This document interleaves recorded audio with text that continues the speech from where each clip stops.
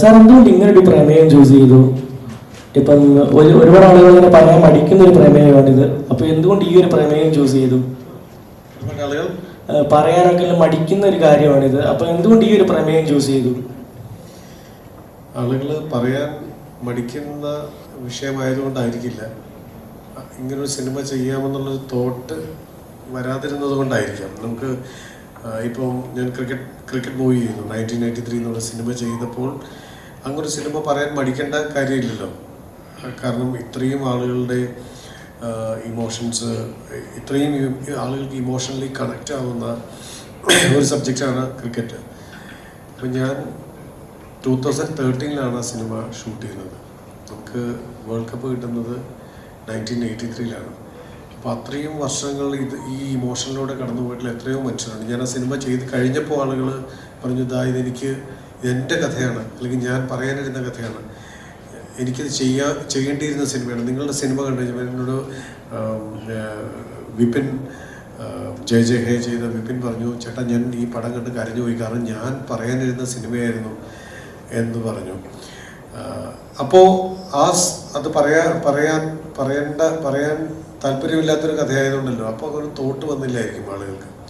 Spa base ചെയ്തൊരു cinema ഒരു പക്ഷേ ചെയ്യാൻ ആരെങ്കിലും ഒക്കെ പ്ലാൻ ചെയ്തിരുന്നിരിക്കാം, അല്ലെങ്കിൽ ചിലപ്പോൾ അങ്ങനെ ചെയ്യുമായിരുന്നിരിക്കാം.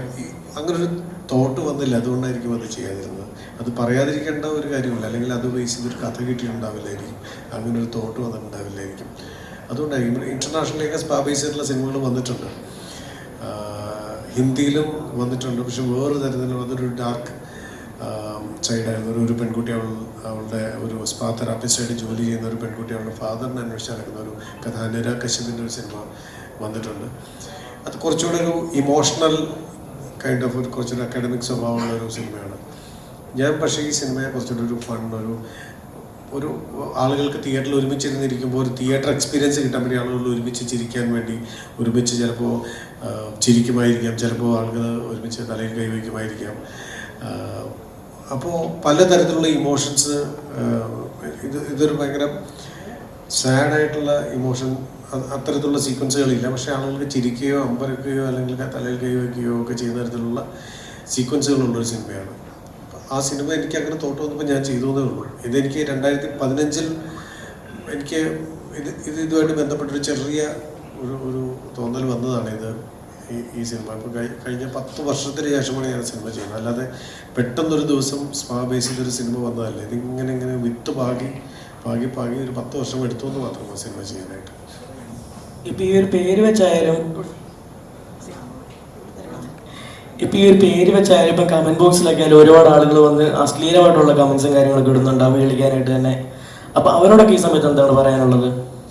അല്ല, നമ്മളൊരു കമൻറ്റുകൾ ഇപ്പം നമ്മളൊരു ഒരു പോസ്റ്റ് ഇടുന്നു. ആ ഒരു സിനിമയുടെ പോസ്റ്റർ ഇടുമ്പോൾ തന്നെ ഈ സിനിമയെ കുറിച്ച് യാതൊരു ധാരണയില്ലാത്ത ആളുകൾ പറയും ഇത് പൊട്ടുന്നു, കമൻറ്റ് വരും, ഇത് പൊട്ടും, ഇത് കൊള്ളത്തില്ല, ഇത് ഡിസാസ്റ്റർ ആയിരിക്കും, അല്ലെങ്കിൽ അങ്ങനെ ഒരു പാട്ട് ഇറക്കിയാൽ അല്ലെങ്കിൽ ട്രെയിലർ ഇറക്കിയാൽ അത് കാണുന്നതിന് മുൻപ് തന്നെ ജഡ്ജ് ചെയ്തിട്ട് പറയുന്ന ആളുകളോട് അവർ ചിലപ്പോൾ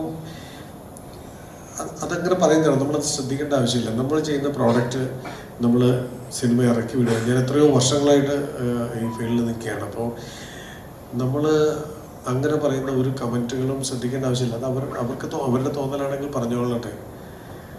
അവർ കമൻറ്റല്ലേ ഇടുന്നുള്ളൂ, സിനിമ ചെയ്യുന്നത് ഞാനല്ലേ. അപ്പോൾ ആ സിനിമ വന്നു കഴിയുമ്പോൾ ആളുകൾ തിയേറ്ററിലേക്ക് വന്ന് കാണും. ചിലപ്പോൾ 10 പേരായിരിക്കും ആദ്യം വരിക. അവർക്ക് ഇഷ്ടപ്പെട്ടാൽ ചിലപ്പോൾ അവർ 15 പേരെ വിളിച്ചു വരുത്തും. അവർക്ക് ഇഷ്ടപ്പെട്ടില്ലെങ്കിൽ അവർ വരാനിരിക്കുന്ന 15 പേരോട് വരണ്ടെന്ന് പറയും. അതിൻ്റെ വിധി തീരുമാനിക്കപ്പെടുന്നത് സിനിമ റിലീസ് ചെയ്ത ശേഷമാണ്. സിനിമ റിലീസേ ആവാതെ കമൻറ്റ് പറയുന്നവരോട് നമുക്കൊന്നും അങ്ങനെ ജഡ്ജ് ചെയ്യുന്നവരോട് നമ്മൾ ഫൈറ്റ് ചെയ്യേണ്ട ആവശ്യമില്ല. അവരോട് നമ്മൾ യുദ്ധം പ്രഖ്യാപിക്കേണ്ട ആവശ്യമില്ല. അവരവരുടെ ജോലി ചെയ്തുകൊള്ളട്ടെ. നമ്മളുടെ ജോലി സിനിമ ചെയ്യുകയാണെങ്കിൽ നിങ്ങളുടെ ആർട്ട് ചെയ്തുകൊണ്ടേ ഇരിക്കുക എന്നുള്ളതേ ഉള്ളൂ.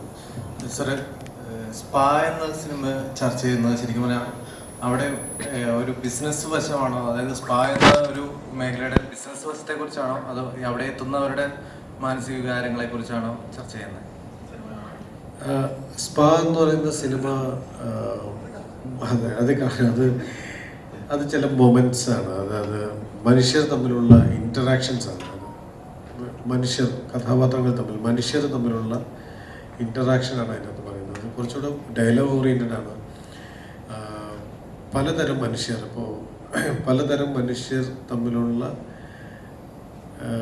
ഡിഫറെൻറ്റ് കൈൻഡ് ഓഫ് ഇൻട്രാക്ഷൻസ് ആണ് ആ സിനിമ പറയുന്നത്. അത് ഇതൊരു ഇറോട്ടിക് സിനിമയല്ല. ഇതൊരു ഒരു മനുഷ്യൻ മറ്റൊരു മനുഷ്യനെ കാണുന്നു. ഇതൊരു എറോട്ടിക് സിനിമയല്ല. ഇതൊരു എന്താ പറയുന്ന അങ്ങനെ പറയാം, മനുഷ്യർ തമ്മിൽ കാണുന്നതിനെ കുറിച്ചുള്ള അവർ തമ്മിലുള്ള സംഭാഷണങ്ങളാവാം, അവർ തമ്മിലുള്ള കണ്ടുമുട്ടലാവാം, എൻകൗണ്ടർ ആവാം. രണ്ട് മനുഷ്യന്മാർ തമ്മിൽ, പരിചയമില്ലാത്ത മനുഷ്യന്മാർ തമ്മിൽ കാണുമ്പോൾ ഒരു എൻകൗണ്ടർ ഉണ്ടാവും. അതൊക്കെയാണ് ആ സിനിമ പറയുന്നത്. സുമതി ഹലോ.